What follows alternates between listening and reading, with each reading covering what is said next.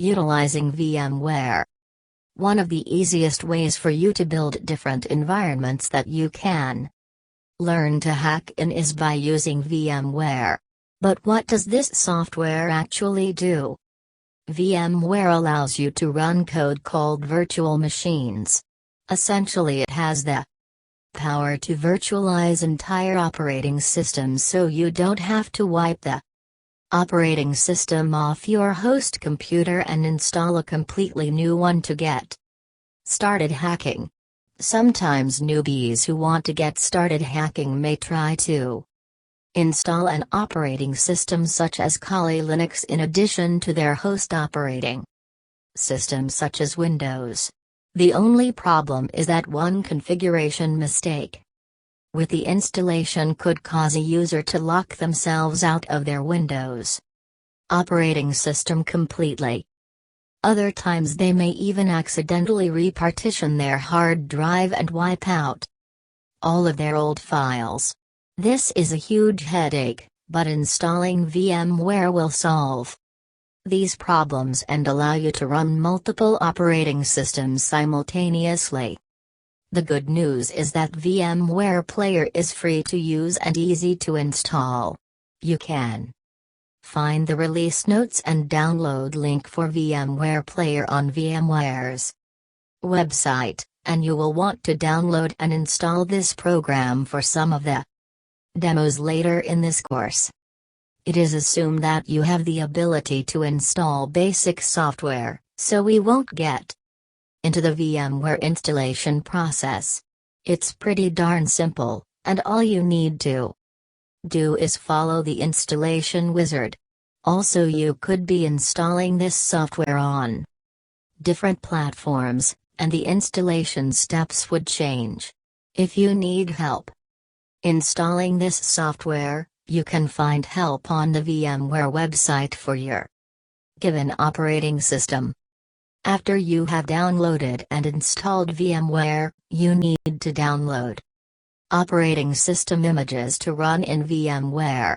More specifically, you should go ahead and download Ubuntu Linux and Kali Linux images. You can find Kali Linux images for VMware and Ubuntu images for VMware for free online.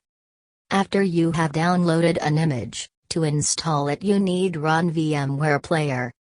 Then click on Player equals File equals New Virtual Machine and browse to the image you downloaded.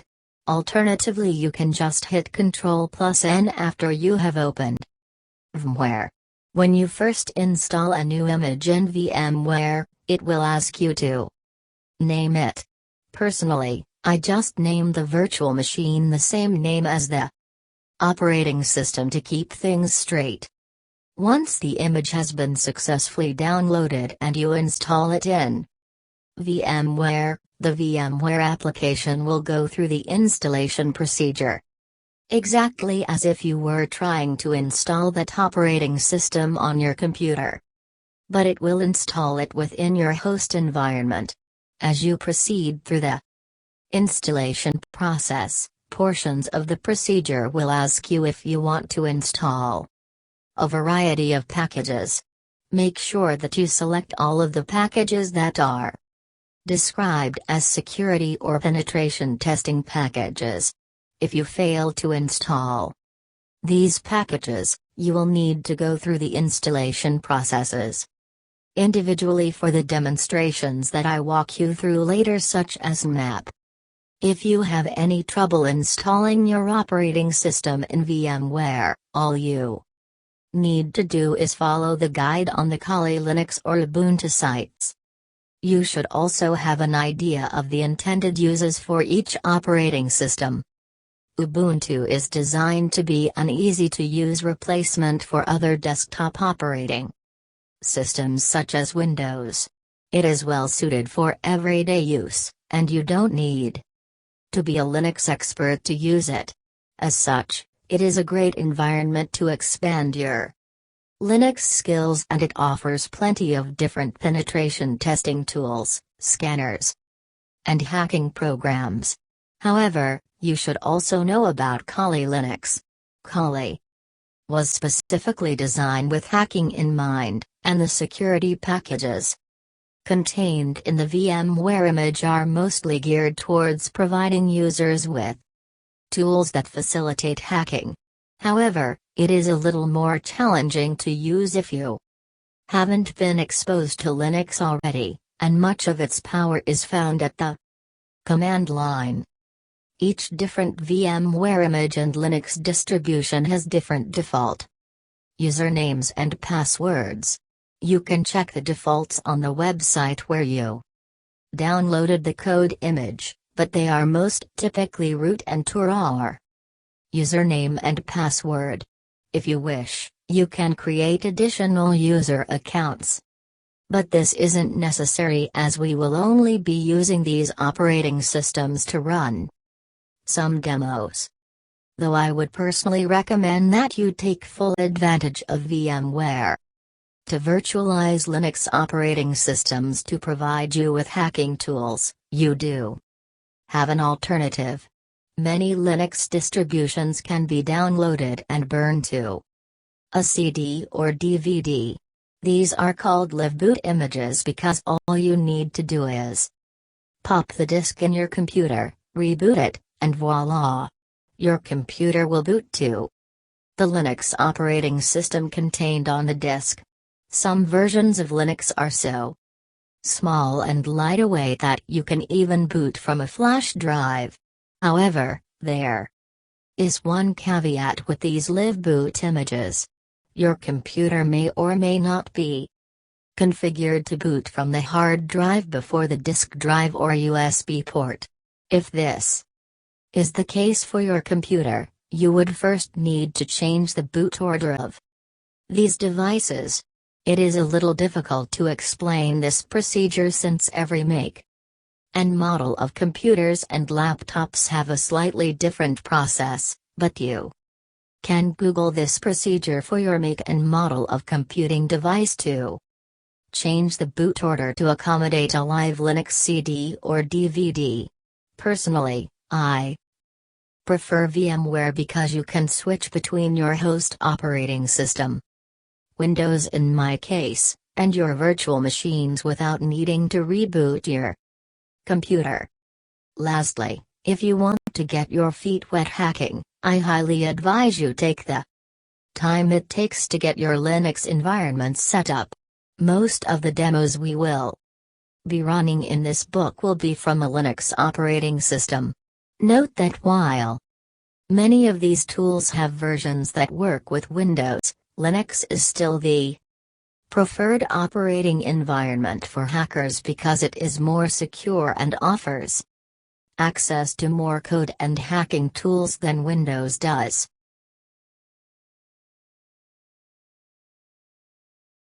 Introduction to ping sweeps, port scanning, and map. It's finally time to dig into the good stuff. In this chapter I will walk you through how to perform network scanning and reconnaissance techniques using a program called map. This is the program that the hackers in the movies like to flaunt, and it is fairly easy to use. The whole point of map is to feel out a network and scan it to discover active devices, open ports, and other vital information such as which operating system the host is running. In the network penetration and hacking world, this is referred to as network mapping, footprinting, or reconnaissance. Without these tools, you are essentially blind on any given network and you would have a hard time attacking anything since you wouldn't be able to see any targets. Also, think just how important it is to know what operating system a host is using. Exploits come and go, and new ones are constantly surfacing as new operating systems are developed or patches are applied. For example, with each new version of Windows, there are countless security vulnerabilities that are slowly identified and patched over time.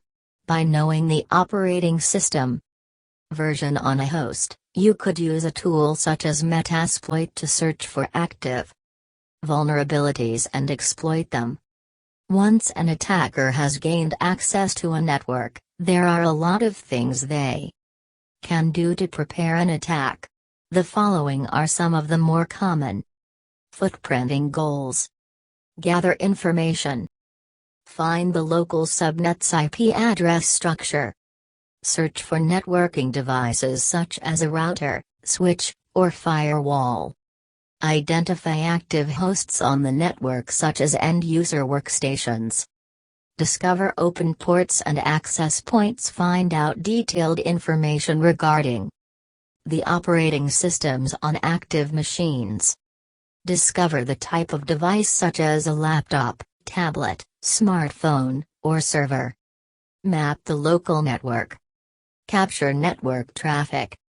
Even if you don't have an advanced degree in computing, Linux software and network penetration programs are becoming so sophisticated that it is unbelievably simple to carry out these footprinting tasks. The only things you need are a Linux system, see Chapter 6, the right software, a rudimentary understanding of networking concepts, see Chapter 5, and a guide. The rest of this chapter will focus on using map to feel out and map a network. Contrary to the old adage, remember to try this at home. Don't use the knowledge in this chapter to start poking around the network at your office or in a public setting. Respect others' privacy or there may be harsh consequences. Ping sweeps. The first and easiest technique you need to understand is called the ping sweep. A ping sweep is a useful way to identify active machines on a given subnet. If you aren't familiar with a ping operation, let's take a moment to explain this concept. A ping is a command from ICMP, Internet Control Message Protocol, and it is frequently used to determine if two hosts have an end-to-end connection. The host that initiates the ping sends small packets of information via what's called an ICMP echo request. If the target host is online and has a connection, it will reply to the host who initiated the ping. This will show you that the host is online and that it isn't suffering from connection problems over the network between the two hosts. If you really wanted to, you could manually go through each IP address on your network and ping it from your computer to see what IP addresses other hosts on the network are using. In reality though, this simply isn't feasible. It would be very tedious and time-consuming trying to ping hundreds of individual IP addresses to see if any hosts are online. This is why ping sweeps are so useful. They allow you to ping every valid IP address on a subnet automatically. After the sweep has been completed, Nmap will return a list of all the addresses that replied to the ping and allow you to see the IP addresses of other active hosts on the scanned network. However, there are a couple caveats to ping sweeps.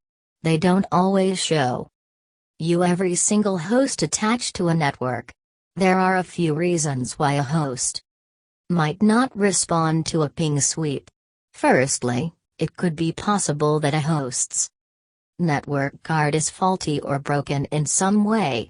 Secondly, there could be problems on the network between your host and the target subnet that prevent the ping from completing successfully. Lastly, and most importantly, network admins choose to configure hosts to not respond to pings for the sole purpose of protecting them from being identified by a ping sweep. In some instances, your ping might pass through a firewall that doesn't allow ICMP traffic, too. These are the exceptions, though, and not the rule. It is rare that a host would not respond to a ping, and the vast majority of active hosts will show up in a ping. Sweep. This is especially true if you are performing a ping sweep on the subnet that your computer is directly connected to.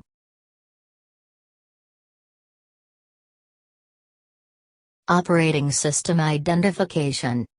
Yet another useful feature of the Nmap utility is the ability to identify the operating systems that active hosts are using, though you may not think so at first. This is actually some critical information. After you know what operating system and code version a host is using, you can then search databases using tools such as Metasploit to identify weaknesses and vulnerabilities. Furthermore, Nmap will be able to tell you the model of device a host is using. This is also critical because it will help you discern what type of devices are present, such as host computers, tablets, phones, infrastructure devices, hardware appliances, printers, routers, switches, and even firewalls.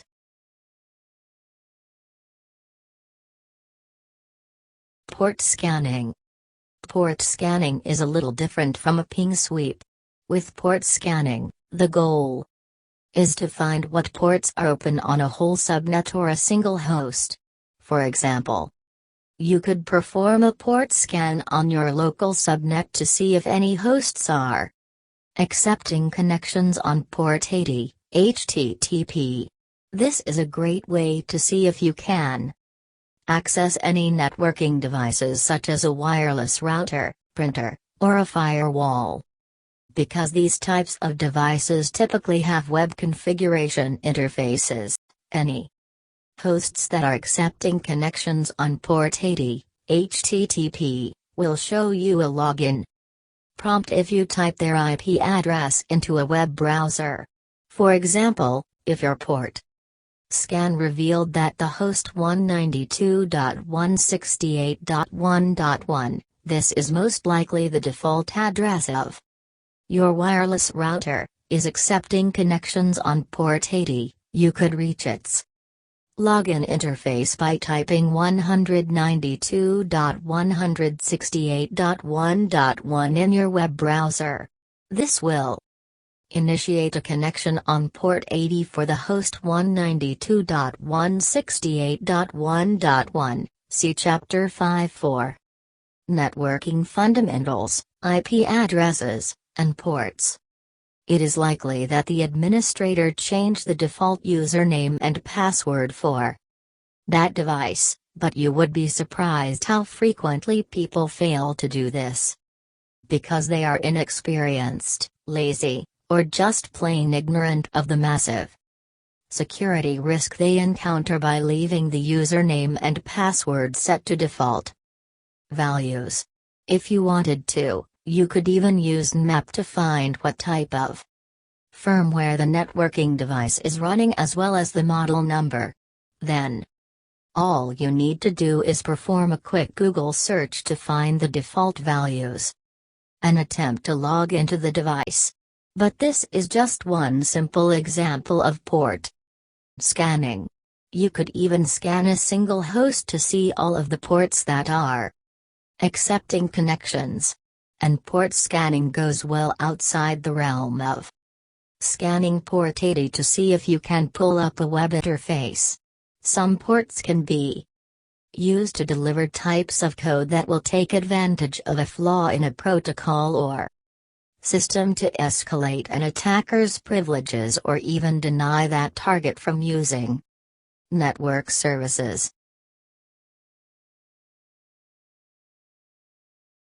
Nmap footprinting procedures, installing Nmap. Before we begin, there is one last thing we need to do to configure VMware connectivity.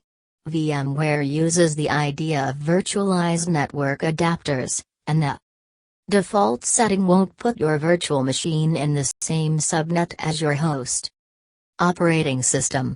Simply click on the Settings tab of the VMware application and find the configuration option for your network interface. Now select the option to put it in bridged mode. To verify that your host operating system and VMware operating system are on the same subnet, just run the ipconfig command from the Windows command line or the ipconfig command on Linux and Mac systems. Then, just make sure they match and belong to the same subnet.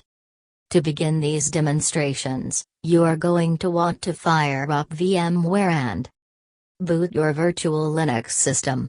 Map should already be installed if you selected the security packages as recommended earlier, but if you failed to do this, there is good news.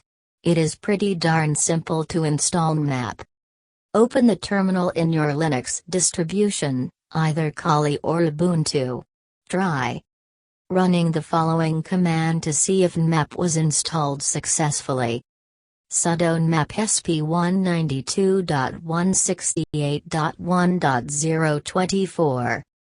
Don't worry about what this command does, we'll dig into that information shortly. If it wasn't set up properly, the terminal will spit out an error that says Map isn't installed. Don't worry, this isn't a big problem. We just need to run the following command to download and install Map. sudo apt-get install Map. It will take only a short while to download and install, and you should receive confirmation from the terminal that the operation completed successfully. Now, we can take a closer look at ping sweeps.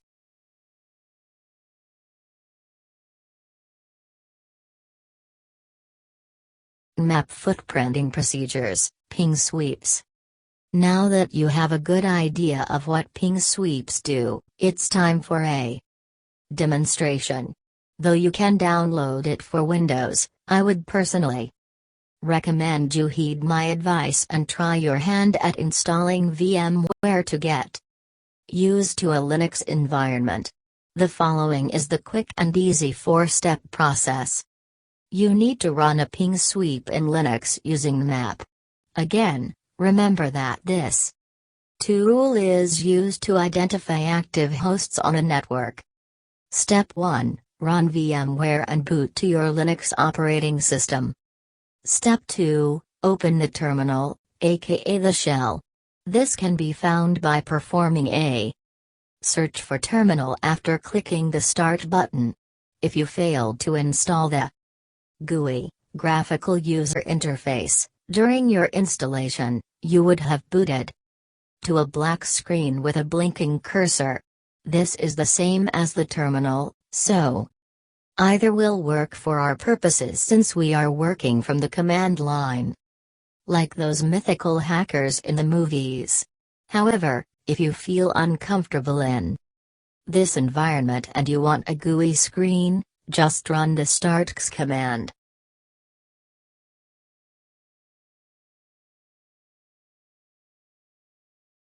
Step 3. Run the following command.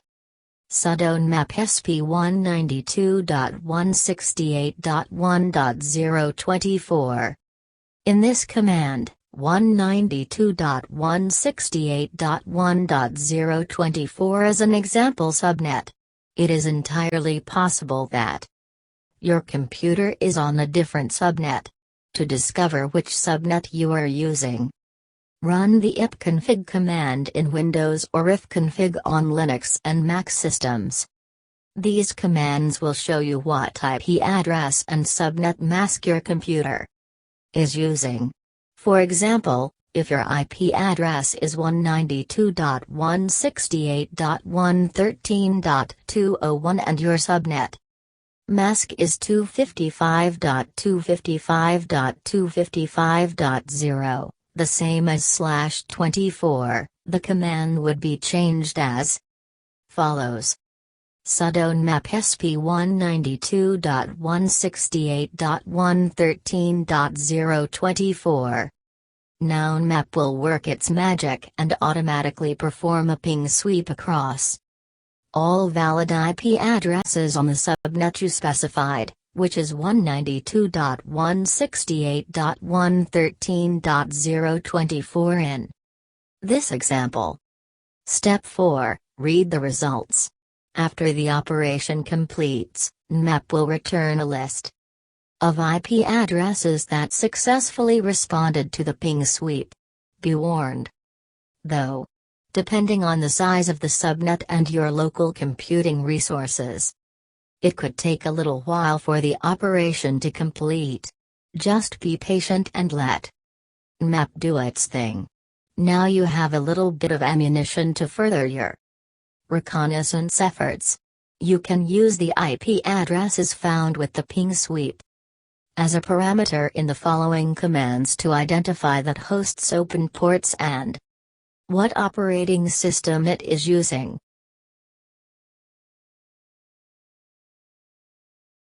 Map footprinting procedures, port scanning.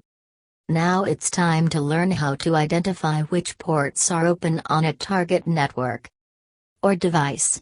Just think how useful this is for ethical white hat penetration testers. This tool will essentially let them verify that hosts aren't accepting connections on dangerous ports that should be blocked by a firewall, but realize this tool is a double-edged sword. Black hat hackers can use this tool to find open ports in an effort to find a way to break the system. Because you should have already run a ping sweep, I won't list the steps in this demo. Just test out the command from the terminal that you already have open. The syntax of this command is as follows: sudo nmap p, port, target. In the command syntax, port is a numeric value representing the port you want to scan. If you wanted to scan for hosts accepting HTTP connections, you would set this value to 80. The target field specifies which host or subnet you want to scan. If you wanted to scan a single host, you would omit the subnet mask. If you wanted to scan your entire subnet, you would include the subnet mask. Consider the following two examples. 1. Sudo nmap p8192.168.113.21. This scans the host with the address 192.168.113.21. 2. Sudo nmap p8192.168.113.024. This scans the entire 192.168.113.024 subnet. Interestingly enough, this command won't only show you if the desired port is open or closed. It will also provide the host's MAC address and display the WE organizationally unique identifier for that MAC address. If you find that port 80 is open, go ahead and try to pull up the web configuration interface in a web browser just for kicks. Also, take the time to verify that your hosts that have port 80 open aren't using the default username and password values. Remember, you should be doing this on your own home network instead of a network where you don't have the authority to be running port scans.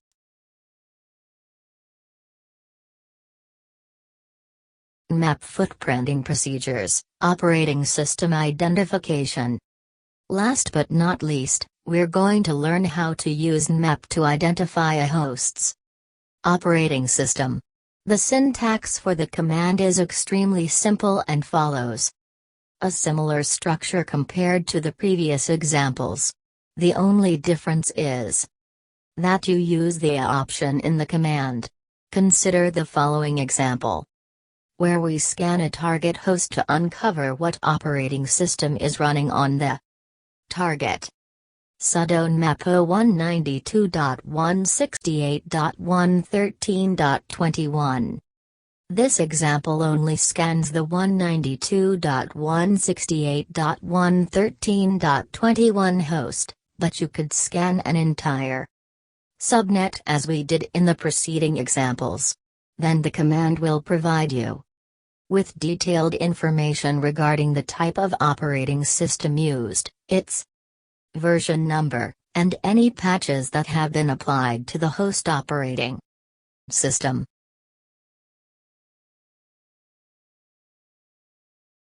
In summary, using Map, you can easily map a local network topology, identify active hosts. With a ping sweep, scan for open ports, and identify operating systems. Note how short and sweet these commands are. These commands provide a high amount of leverage for an attacker because they are so simple to use, and Map will do all of the dirty work for you. The next time you see a hacker in a movie, take a glance at their computer screen. More often than not, they are going to be using Map. Now you can actually decipher the cryptic text on their monitor.